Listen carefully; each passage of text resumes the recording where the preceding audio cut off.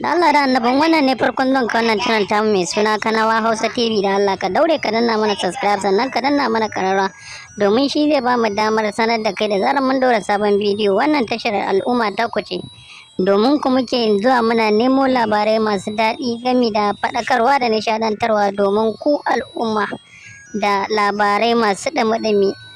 Mun gode da Allah kar ka manta bayan kai mana subscribing ka danna mana kai mana sharing ka danna mana like domin shine zai ba mu damar mu ci gaba da nemo bidiyo daɗaɗa mana saka maka domin wannan shine jin daɗin al'umma. Mun gode da zuwa wannan channel namu mai suna Kanawa Hausa tashar al'umma ta kuce. Mun gode, sai an jima. Inna lillahi wa inna ilaihi raji'una. Yanzu nan muka samu labari ana ta yada cewar Lawan Ahmad jarumin nan fitacce na Izza So wato mai kamfanin Bakori TV ya mutu. Jama'a ya kamata ku sani wannan labarin da ake yadawa ƙarya ne. Mutuwar jarumi Lawan Ahmad ƙarya ce, ba gaskiya bane ba. Jama'a ne kawai wasu daga ciki suka zauna suka kirkiri wannan labarin suke yada shi, amma a halin gaskiya jarumi Lawan Ahmad wanda kuka sani da Umar Hashim wanda yake fitowa Izza So yana nan raye da ransa bai mutu ba, kamar yadda zamu nuna muku wannan bidiyon nasa da yayi yanzu akan wannan jita-jita da ake yadawa akan cewar ya mutu. Ku gani da idon ku, ga bidiyon ku kalla. Assalamu alaikum wa rahmatullahi ta'ala wa barakatuhu. Ina muku fatan alkhairi da fatan yadda muka wayi gari lafiya. Allah ka sa mu wuni lafiya. Sunana Lawal Ahmad jarumi a masana'antar fina-finan Kannywood Umar Hashim a cikin Izza So. Jiya ana ta kira na mutane da dama daga garuruwa da dama na Najeriya, ana cewa an ce musu na mutu. To ban mutu ba, gani da raina. Yanzu haka ma ina cikin garin Jigawa, muna aiki tare da sauran abokan ayyuka na. In kuka duba duk za ku ga mu ga ma a zaune tare da su. To saboda haka ina so in shaida ma al'umma musulmai masu kaunan mu cewa wannan magana da ake ta yadawa cewa Lawan Ahmad ya rasu, ya mutu ko ya yi accident, ya yi hadari a mota ya mutu, to ba gaskiya bace ba. Lawan Ahmad ina nan da raina, kuma ina so mutane su san cewa kowa zai mutu a rayuwarsa, to amma kowanne da lokacinsa. Mu dai lokacin namu bai ba, kuma muna fata da mu da al'umma musulmai na duniya gabaki daya, duk wanda Allah zai dauki ransa muna masa fata ubangiji Allah ya sa ya cika da kalmar shahada, ya cika da imani. Amma wannan jita-jita da ake cewa Lawan Ahmad ya rasu. To kamar yadda kuka gani dai yanzu haka a halin yanzu jarumi Lawan Ahmad wato mai fitowa a Izza So mai suna Umar Hashim yana nan a raye kamar yadda kuka ji. To dama dai wannan lamari ba yanzu farau ba. Jama'a da dama sun saba kirkirar irin waɗannan labarai domin su mutar da mutum haka kurin domin su ji daɗin bakinsu, ko kuma mu ce domin su yada abin da zai buyi duniya.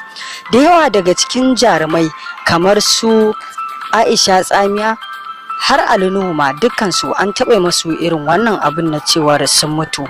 Haka zalika Fadila Muhammad wadda ta mutu kwanaki, ita ma an sha cewar ta mutu. Da zarar an ga mutum ko rashin lafiya ko wani abu haka kawai sai a kirkiran mai cewar ya mutu. To jama'a ya kamata ku sani dai cewar wannan abu da kuke yi ba daidai bane ba. Masu cewar mutum ya mutu su jingina mai mutuwa alhalin yana raye, to dai mutane ya kamata ku gyara. Kamar yadda kuka ji dai Lawan Ahmad yana raye, bai mutu ba, yana nan da ransa. Kamar yadda kuka sani shirin Izza So shiri ne wanda kab yanzu a series ɗin da ake yi kusan za mu iya cewa shirin Izza So yana ɗaya daga cikin shiri a top 10 ɗin da ake sauraron su, ake kallon su a kowane sati na duniya a faɗin Najeriya da sauran ƙasashen da suke ma wajen Najeriya. Saboda shirin Izza So shiri ne wanda yake taɓa zukatan mutane, musamman ma waɗanda suke cikin fagen ko kuma mu ce fannin soyayya tsakaninsu, walau namiji da mace, yaro babba da kuma manyan mutane sukan saurari wannan shiri na Izza So duba da irin yanda yake ƙayatar da mutane. Haka zalika musamman yanda shirin yake ɗaukan wasu jigo guda wajen nawa a cikinsa, wato irin kamar yadda yake faɗakarwa da tawakkali da haƙuri da kuma sanin ya kamata da kuma biyayya ga dukkan wata ƙaddara, wato walau mai kyau da mara kyau, da tawakkali da Allah. Dukkan abin da ya faru da ɗan adam Allah ne ya kadarta. Wannan shiri na Izzasu duk yana yi wana nuni da irin waɗannan abubuwa, kamar yadda jarumi Lawan Ahmad yake jan ragamar wannan shiri na Izzasu tare da Hajiya Nafisa 'yar gidan Matawalli. Wato kamar yadda kuka sani, Alinu dai shine Matawalli a cikin wannan shiri na Izzasu, kuma yana ƙayatar da mutane sosai duba da irin yadda yake acting ɗin. Babu shakka ya cika cikakken mai kuɗi da kuma izza. Haka zalika isa wato Hajiya Nafisa tana gudanar da izza yadda ya kamata, shi yasa ma jama'a suke son kallon wannan shiri na Izzasu. To dai yanzu kamar yadda dai muka gaya muku, wannan shiri na Izzasu wato jarumi na Lawan Ahmad ƙarya ne batun da ake yadawa na mutuwarsa, kamar yadda kuka kalli wannan bidiyo nasa. Ku dangwala mana alamar subscribing, sannan ku danna ƙararrawa domin samun wasu bidiyoyin da kuma rahotanni da zarar mun dora za mu sanar da ku.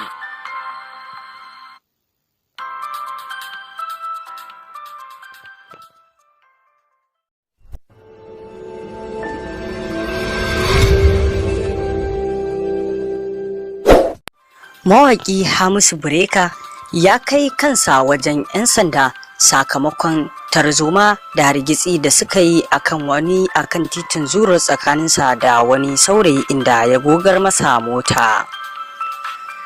A jiya ne al'amarin ya faru, inda shahararren mawaƙin nan Hamisu Breaker ya kai kansa har ofishin 'yan sanda da kankin kansa na MTD da ke Kano sakamakon wata rigima da ta kaure tsakaninsa da abokinsa da wani matukin mota bayan Hamisun ya goge masa motarsa. Kamar yadda aka sani dai, tukin Kano ana cewa sai kayi naka kayi na waninka sakamakon cunkoson ababen hawa da yawa a birnin na Kano, gami da 'yan gangan da 'yan ganganci.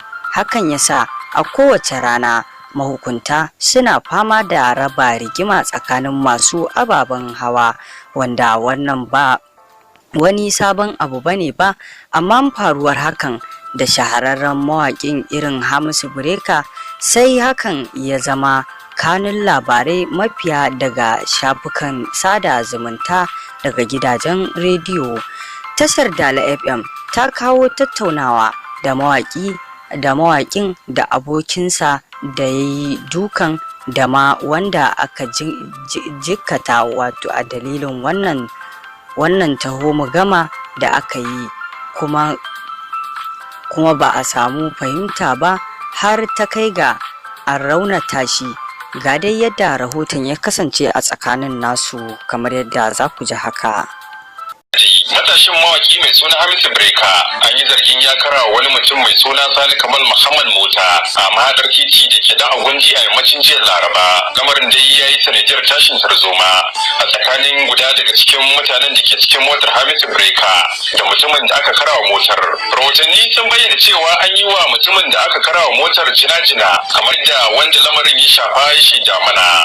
Hamisu Breaker da ake kira shi ke jan mota ya goge ni, ko fito ba sai na fito na ga kai mun nasu, sai na ga ya dan sauke kilas, a ce ka goga mun mota amma kusa kowa ma ka ga abin da kai mun ka so ka gani ba, sai ce to me sai fito yi mun. Kai la'akari da wata gida bai ma san ya taba ka ba. A ya sani, saboda don a cikin shi wanda ko wani abokinsa da yake zauna gefen da yake zauna gurin farin mai zaman banza, kawai shi ya fito ya duba motar su ya ga ba wani abu sai ya koma, daga baya kuma sai ya fito sai ke cewa ya fito ya bashi kan motar. Shi wa kenan? Shi wani a cikin su wanda ya dake ni kenan.